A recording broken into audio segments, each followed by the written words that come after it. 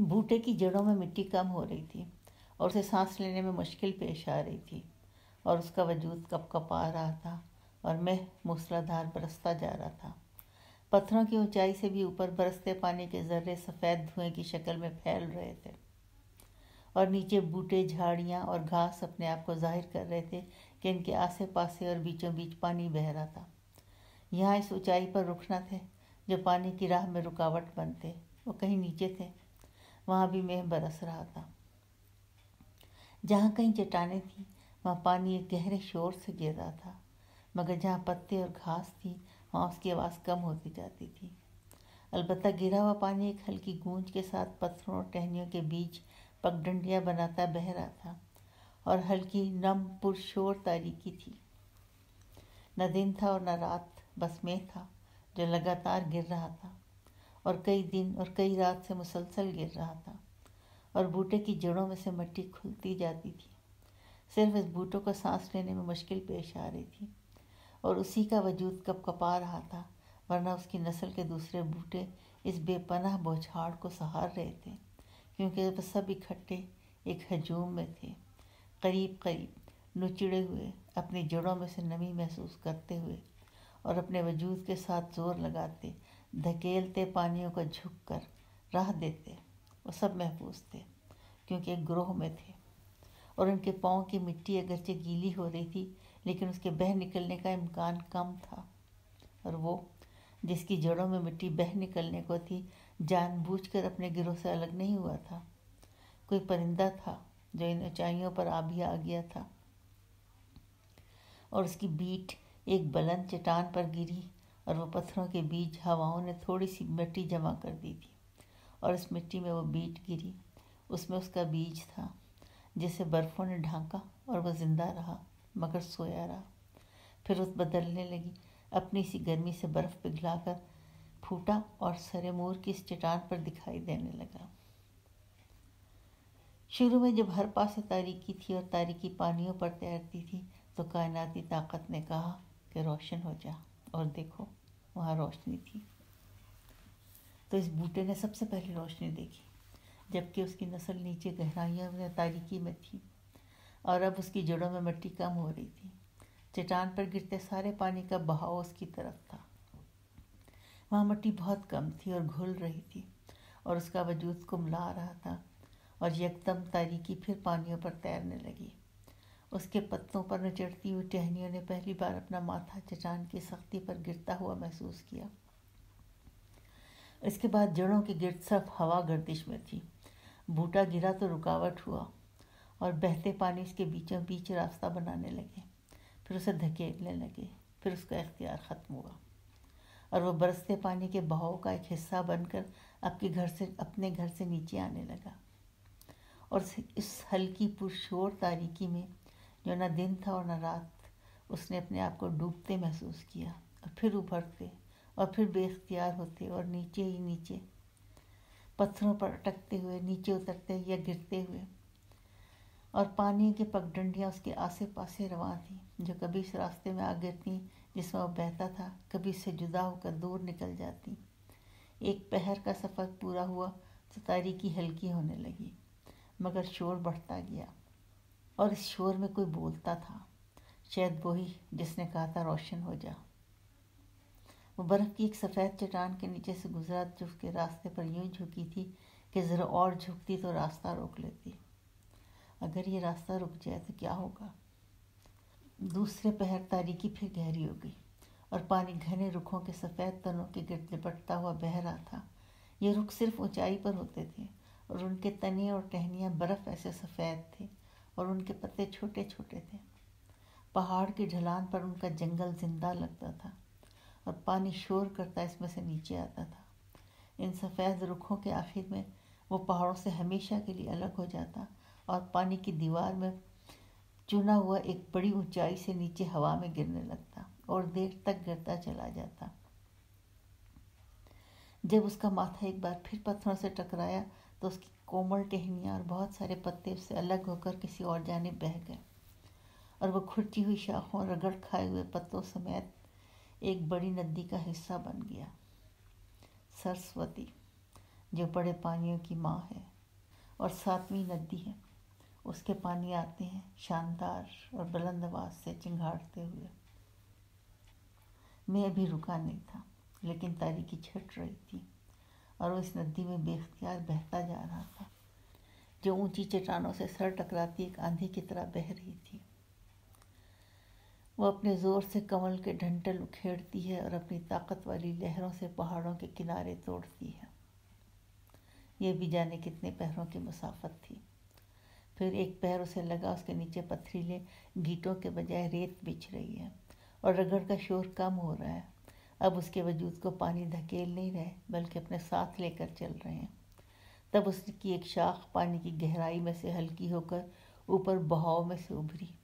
उसके छिले हुए पत्तों पर धूप लिशकी और देखो, वहाँ रोशनी थी और उसमें पानी चमकते थे।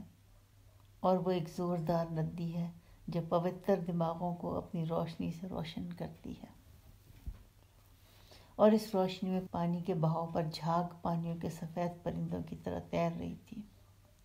इसके पीछे वो जगहें जहाँ से गुजर आए थे, वहाँ से पानियों के बोलने की हल्की आवाज़ चली आती थी। बूटे के अकड़े हुए और ठठरे वजूद पर पहली बार नरम रुत की हवा चली। पानी भी थकावटों से शराबूर अपने आप को हमवार करते हुए फैला रहे थे और पसार रहे थे। यहाँ कोई रुकावट न थी और ये सफ़र कई दिन और कई रात का था, क्योंकि यहाँ दिन भी था और रात भी थी। सूरज निकलता तो मध्यम गर्माहट पानी में उतरती और वहाँ तक जाती जहाँ ठंडक उसे रोक न देती। अंधेरा आता तो ठंडक उठती और पानी के ऊपर तक चली जाती और वहाँ रात होती। यूँ तो रास्ते में बेअंत धारे उसमें शामिल होकर उसे बड़ा करते रहे, लेकिन एक रात पानियों के बहने की आवाज़ दो चंद हुई। कोई और पानी थे जो अगरचे अलग थे, लेकिन उसके करीब उसके साथ साथ चल रहे थे। सवेर तक वो ऐसे ही चलते रहे। फिर एक मकाम पर वो आए और एक दूसरे के अंदर तक चले गए और बूटे के तन को पता चलता रहा कि यहाँ मिलाप हो रहा है। इसके बाद वो एक बहुत बड़ी नदी का हिस्सा थी जो मैदानों में फैल कर बहती थी। उसके किनारे बस्तियाँ थीं जिनके घाट उसके सीने में उतरते थे, पर ये लंबे फासलों के बाद आती थी।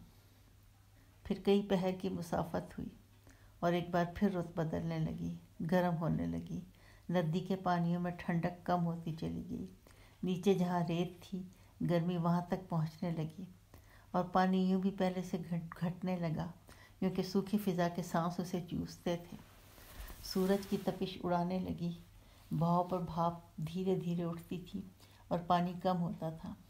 नदी के ऊंचे किनारे दूर होते जा रहे थे और पानी सिमट रहे थे। बूटे का वजूद अब सुख चैन से बहता था।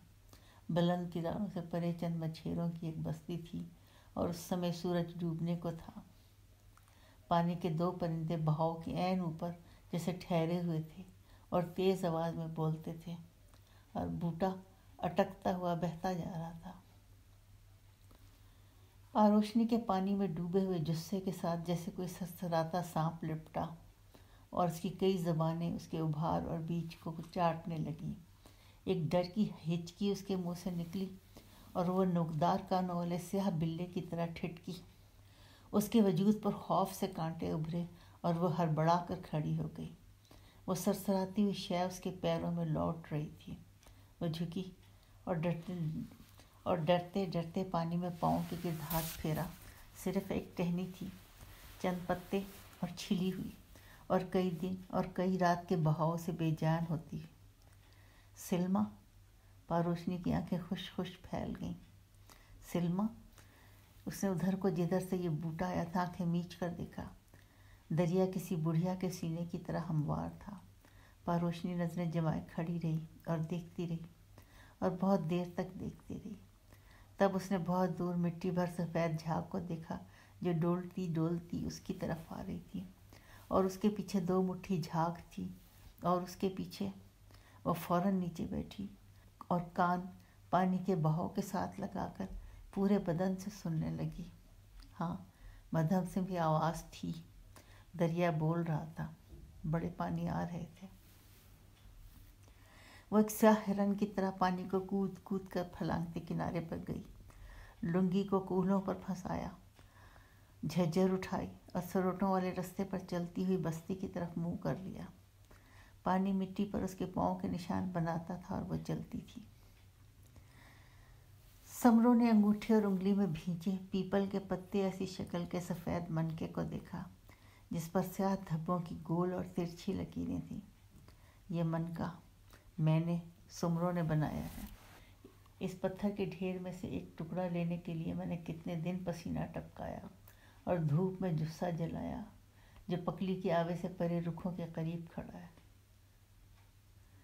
वो पत्थर का ढेर वहाँ ना होता तो मैं क्या करता। मैं ये टुकड़ा वहाँ से तोड़ कर लाया, फिर उसे आरी से काटा, तेज़ धार से इसकी शक्ल बनाई, खुरचने से इसे रगड़ा, फिर से खाद में डुबोकर गर्म किया तो ये सफ़ेद हुआ।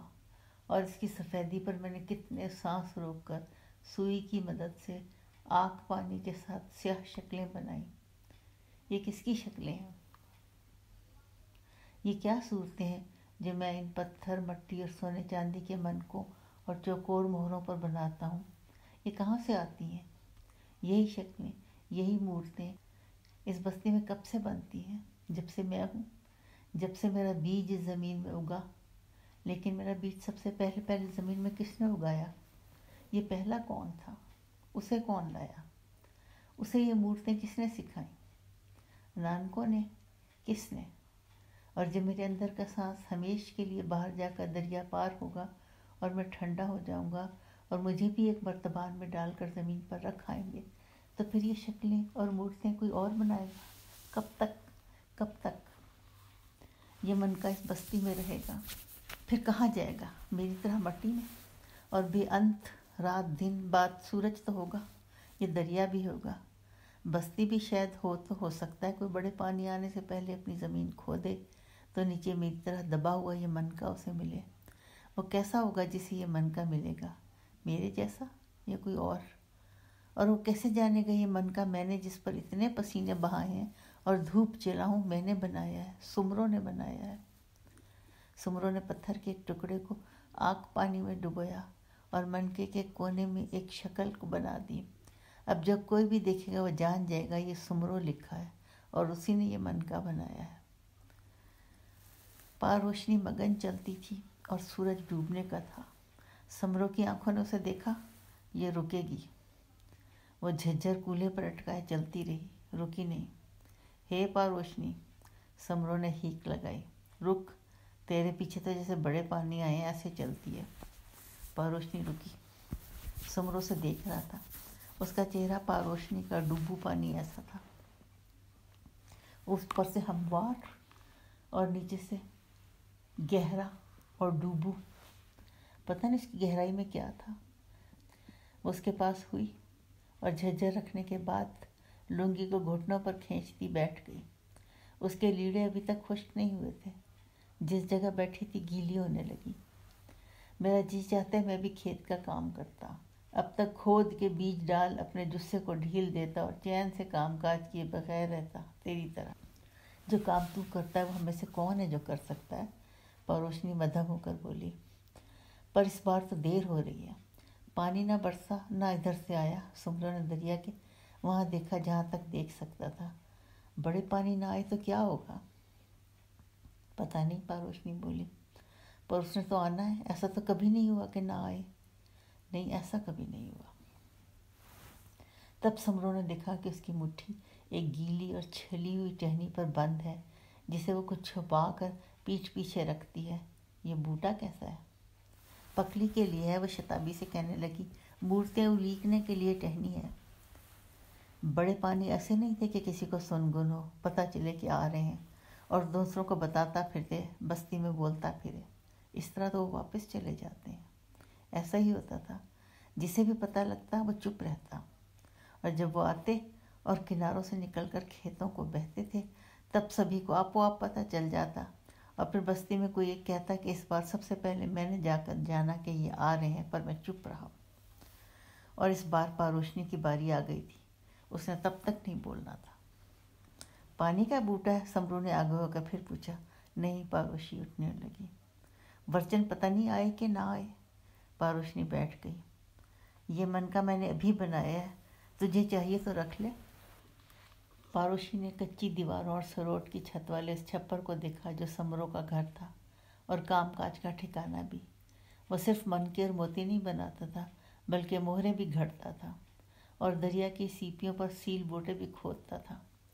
एक बार ऐसा हुआ कि किसी दूर की बस्ती से कोई औरत आई जो हंसती बहुत थी, और वो इधर आई और आकर कहने लगी कि समरू कहाँ है, कौन है, मैं उसे सीपियों के गहने लूँगी। हाँ, समरू जैसा बस्ती में और कोई ना था।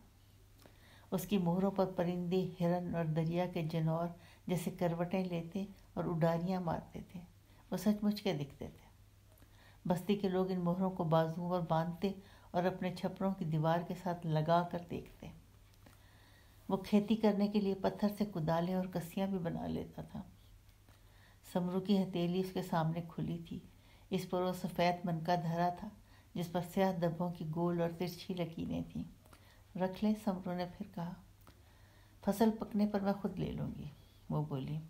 फसल तो पक गई, समरू ने कहा, और उसका चेहरा भी डूबू पानी ऐसा ही होने लगा, ऊपर से सुख चैन और नीचे पता नहीं यम के कुत्ते मुंह खोले हुए।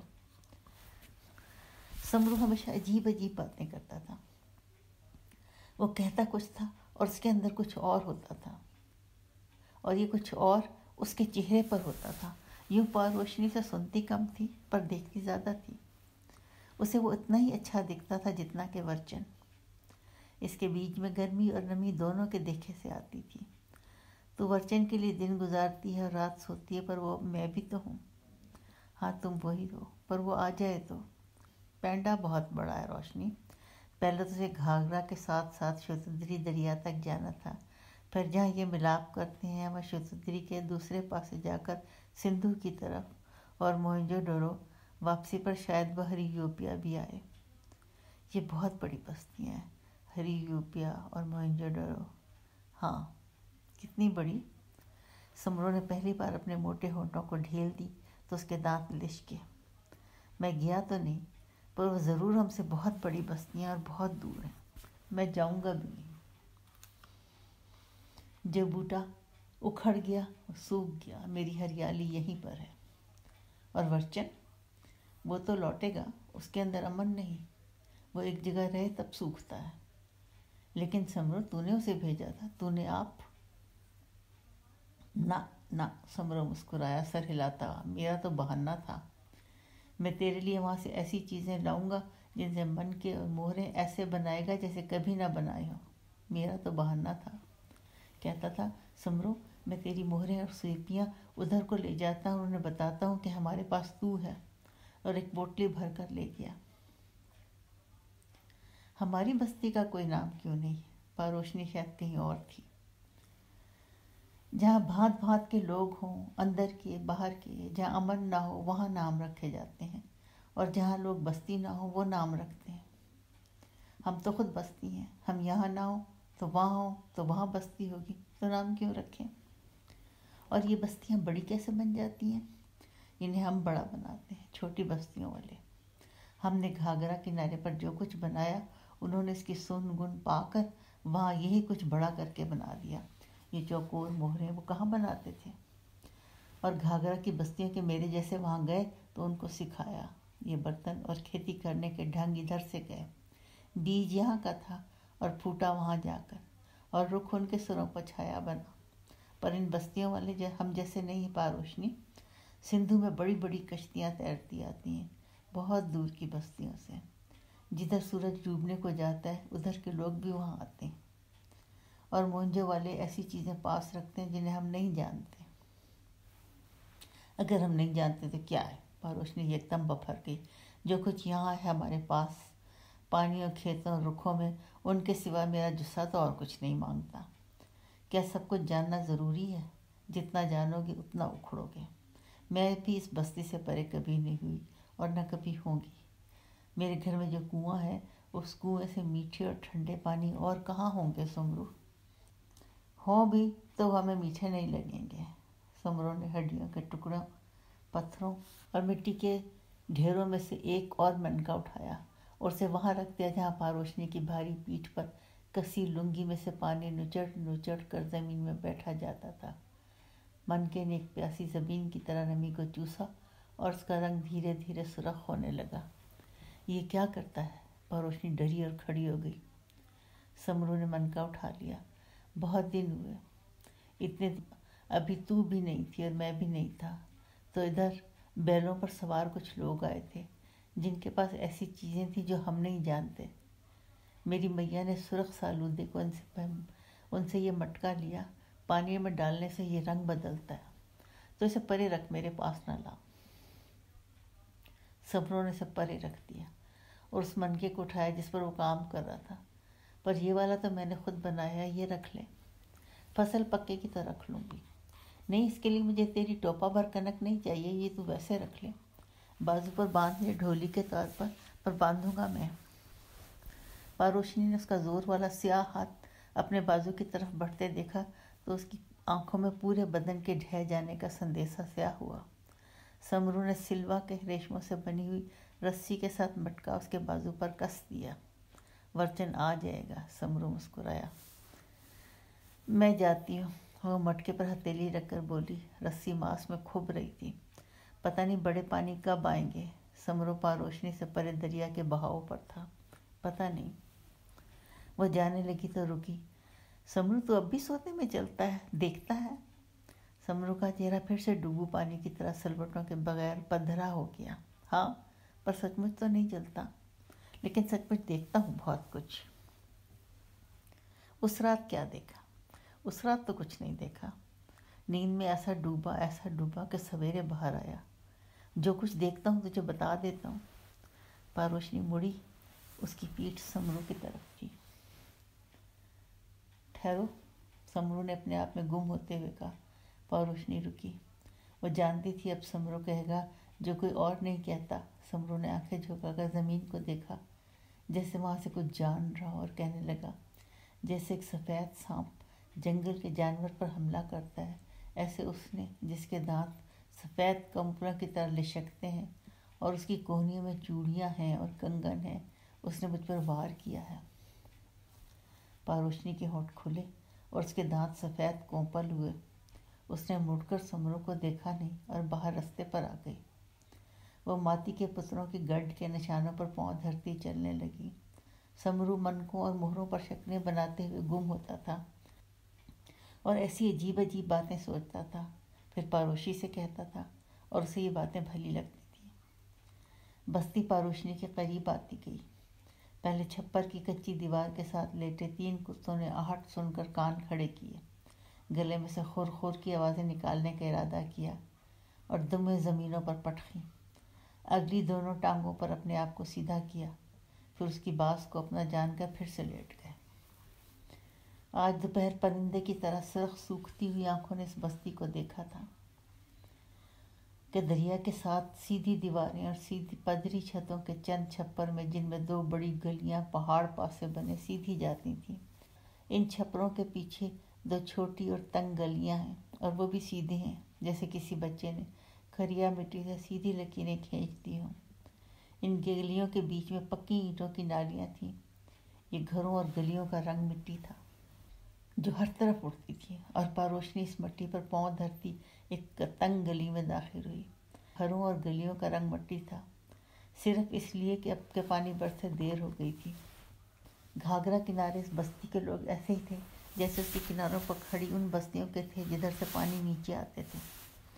ان بستیوں میں سے سوتھی، بنجور اور مسوال کے نام لوگوں نے سن رکھے تھے، پر کوئی بھی آج تک ادھر گیا نہیں تھا اور نہ کوئی ادھر سے کبھی آیا تھا۔ ان میں سے ایک بستی کا نام دیارنا سنا گیا تھا، جو سندھو کے موہنجو ڈاڑو اور پاروشنی کنارے کے ہرے یوپیا جتنی ہی تھی، اگر ان سے بڑی نہیں تھی تو۔ یہ بھی سنا تھا کہ وہ لوگ بھی اس بستی کی طرح بڑے پانی سے آنے سے پہلے کھیت کھود کر ان میں کنک، مٹری اور کسمبے وغیرہ کے بیج ڈالتے تھے، اور جب بڑے پانی ان کے کھیتوں پر چل کے واپس دریا کو جاتے تو ان کی چھوڑی ہوئی سیاہ مٹی کی تہ بیجوں کو گرمی دیتی تھی، اور وتر آنے پر وہ چاند چکر سے پہلے پھوٹ پڑتے تھے، اور جب 5 سے 7 بار چکر پورے ہو جاتے تو کسمبا تیار ہو جاتا تھا جو جانوروں کے کام آتا تھا۔ چھٹے چکر کے بعد کنک میں دانہ پڑتا اور 7ویں بار اسے کاٹ لیتے تھے۔ اس کے فوراً بعد باجرے کا سخت جان بیج لگاتے تھے जिस पे से अगर बड़े पानी गुजर जाएं या उस पर ठहर जाएं तो भी वो गलता सड़ता नहीं था, जिंदा रहता है। कुसम्बी की केसरी रंग के साथ सालू और सुलारियां रंगते, जो ये ब्याह पर लड़की कमर के साथ यूं बांधती कि उस पर सुर्ख धब्बे नजर न आते थे। बस्ती के सारे खेत साझे थे और छप्पर अपने अपने थे, जो औरत जात के होते थे। दरिया में सरोटों से बनाए हुए तुल्ले थे जो बेहद हल्के थे, जिसका जी चाहे वो उन पर बैठकर दरिया के बीच जाकर मछली पकड़ सकता था। पर बस्ती के लोग मछली पकड़ने वालों को अच्छा नहीं जानते थे। बस्ती के हर बासी के जिम्मे कोई ना कोई ऐसा काम होता था जिसका फ़ायदा साझा होता था। इस बस्ती में तांबे को पिघलाने की कोई भट्टी ना थी, और जब कभी वहाँ से बैलों पर सवार फेरे वाले गुजरते, वो उन्हें ये धात देते और उनसे खाने पीने को कुछ ले लेते। बस्ती से बाहर पकली की आवे से परे वो मैदान था जिसमें मरे हुओं के बर्तन थे।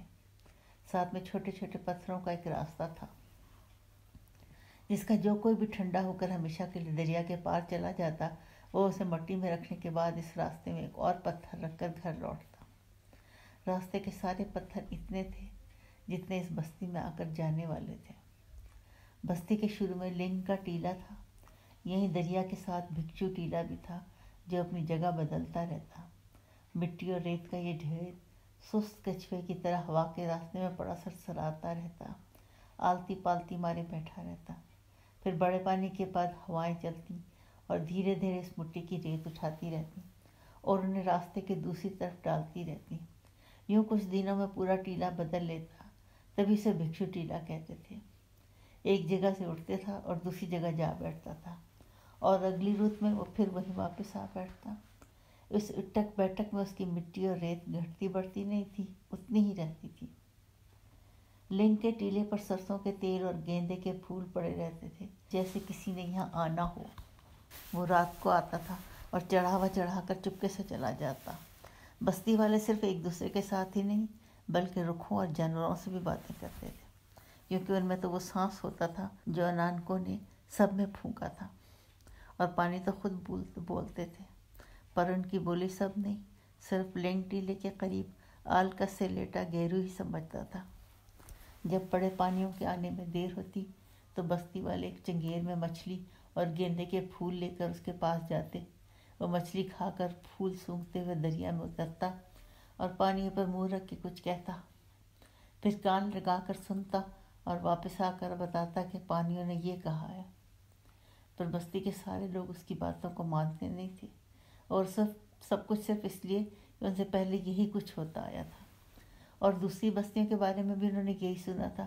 उनके आसपास खेत कम हो रहे हैं और रेत आगे आ रही है, और उन खेतों से परे कोई रुख ना थे। इसीलिए उन्हें सूखती झील के गिर्द डूबू मिट्टी के साथ फैले घने रुखों का बड़ा ख्याल था। उन्हें यह बात भली लगती कि उनके जंगल में ऐसे ऐसे जानवर थे जो किसी ने कहाँ देखे होंगे। हिरनों, नेवलों और सेहों वगैरह के अलावा वहाँ मूज़ और भैंसें भी थीं, मगर उनके करीब जाने वाले कम ही बस्ती को लौटते थे, और ये जानवर भी बस्ती से दूर ही रहते थे, क्योंकि दरमियान में डूबू मिट्टी थी जो उनके भारी जुस्से को सहार नहीं सकती थी और उन्हें अपने अंदर गुम कर देती थी। एक बार बच्चन और समरों ने डूबी मिट्टी में फंसी एक भैंस को वहाँ से निकाल लिया था और बस्ती में ले आए थे, पर निकालने से पहले उन्होंने उसका गला तेज पत्थर से काट लिया था। उन्हीं रुखों के अंदर ऐसा घुनना रहता कि उनके अंदर जाने से बदन पसीने में भीगता था, और यहीं पर पारोशनी थी। घरों और गलियों का रंग मट्टी था जो हर तरफ उठती थी, और पारोशनी सी मट्टी पर पाँव धरती एक तंग गली में दाखिल हुई। यहीं पर उसका घर था और उसका छप्पर था। बाहर से लगता बस कच्ची दीवारें हैं और उनको ढक दिया गया। बड़े बूढ़ों ने कहा था, घर को नज़र और सूरज से बचाओ। इसीलिए रोशनी का एक चौकोर सुराख था, और या फिर वो अंदर जाने को एक छोटा सा रास्ता। पास रोशनी ऐसे रास्ते से पहले छोटे कमरे में आती। उसका घर भी बस्ती के दूसरे घरों की तरह सरोट और गारे से बना था, लेकिन एक फ़र्क था। उसने दीवारें खड़ी करने से पहले पक्की ठीकरियाँ लेकर गारे में मिला दी थी। यूँ जब मींह बरसता तो दीवारें खड़ी रहती और थोड़ी बहुत मट्टी घुल जाती। छोटे कमरे के साथ एक राहदारी थी जो पानी के कमरे में जाती थी और जहाँ कुआं था। पारोशनी अपने इसी कुएं के पानी को हर सवेर चखती और फिर बड़ी छज्जर में भरकर बस्ती के सारे छपरों में बारी बारी आती जाती और वहाँ मट्टी से बनी हुई गड़ाउनी पर रखे घड़ों पर और छज्जरों में डालती जाती। वहाँ छप्पर भी बस इतने ही थे जितने हाथ पाँव की उंगलियाँ। पारोशनी पानी यूं भरती कि ये काम उसी का था। जैसे बस्ती के दूसरे बासी एक दूसरे के लिए काम करते थे, ऐसे पारोशनी के हिस्से में झज्जरों और घड़ों को भरना था। कुएं वाले कमरों के एक कोने में पकी ईंटों का खुरा था।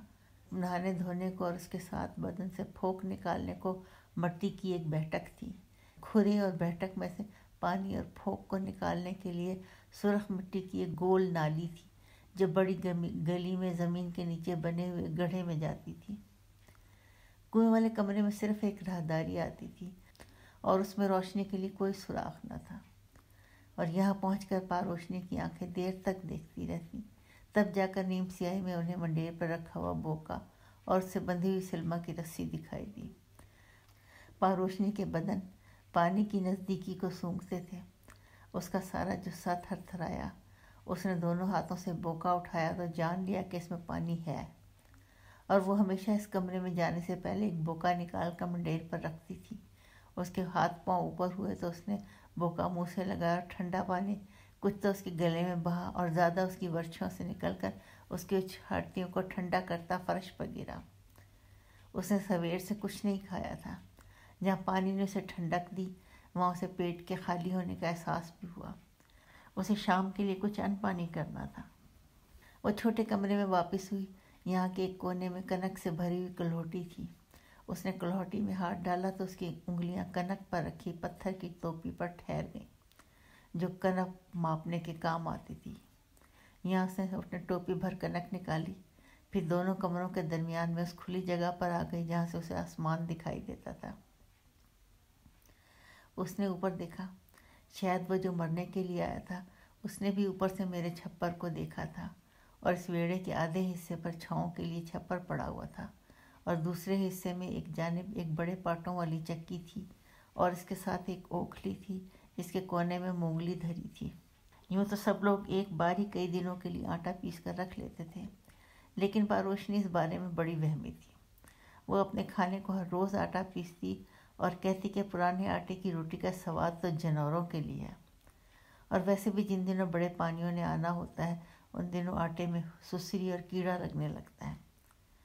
पहले तो वह पकली की तरफ गई, लेकिन फिर सोचकर उसने ओखली में फूंक मारकर कनक उसमें उंडेल दी। कभी कभार जब वो बारीक आटे की रोटी बनाना चाहती थी तो वह चक्की को छोड़कर उसे ओखले में जी भर के कूट लेती। ये सिर्फ उन दिनों में होता जब वो रुखों की तरफ जाती, झील से होकर आती। उन दिनों उसके अंदर चैन कम होता, उसके बाजू और टांगे जैसे पथराने लगते। तब वो ओखली में कनक डालकर उसे मूंगली से खूब कूटती और हल्की हो जाती। आज भी उसने कोने में धरी लकड़ी की मूंगली को दोनों हाथों से थाम कर ऊपर उठाया ताकि कनक कूट सके, पर सीने पर बंधे उसके लीरे की पकड़ ने उसका सांस रोका। उसने मूंगली नीचे रखी, अपने आप को सीने के लीड़े और लुंगी से अलग कर लिया। यूँ उसका सांस और जुस्सा दोनों आज़ाद हुए। उसने मूंगली उठाकर सर के ऊपर तक उठाई, फिर पूरे जोर से ओखली में पड़ी कनक पर दे मारी। कनक के चंद दाने ओखली से निकलकर उसकी टांगों पर तेज कांटों की तरह लगे। वह मूंगली को एक खास ठहराव के बाद उठाती, उसे सर से ऊपर ले जाने के दौरान एक गहरा सांस अंदर को खींचती, फिर से नीचे लाते हुए मुंह से सांस निकालती हुए एक लंबी हू करती, कनक पर दे मारती। मूंगली कनक पर पड़ती तो गहरी धम की आवाज़ पैदा होती, और यूँ मूंगली की धम और उसके सांस की हू मिलकर एक ऐसे सुर बनाते जो बस्ती से बाहर होकर रुखों तक पहुँचती और बताती ये पारोशनी है जो शाम की रोटी के लिए कनक कूटती है। हाँ, इसमें इस हू धम में एक और आवाज़ भी थी जो बाहर नहीं जाती थी, सिर्फ अंदर सुनाई देती थी, और ये खनक थी उसकी कोहनियों तक चढ़े हुए कंगनों की। वो मूंगली उठाती तो कंगन खन खन कोहनियों पर से गिरते, और उसे कनक पे मारती तो कलाइयों पर उनका भार गिरने लगता। उनकी खनक उसे परेशान करती थी। थोड़ी देर बाद उसने आधे कंगन उतार दिए। खनक कम तो हुई पर अभी थी। हू धम हु धम। वो घाघरा की बेटी थी, उसे माती ने पाला था, उसे पता भी नहीं था, शायद उसने सुन रखा था कि ऐसा है। माती का घर वाला जब पानियों के पार हुआ और यम के कुत्ते उसे उठा कर ले गए, तो माती पानियों में से बातें करने के लिए 7 दिन और 7 रात घाघरा के किनारे बैठी रही।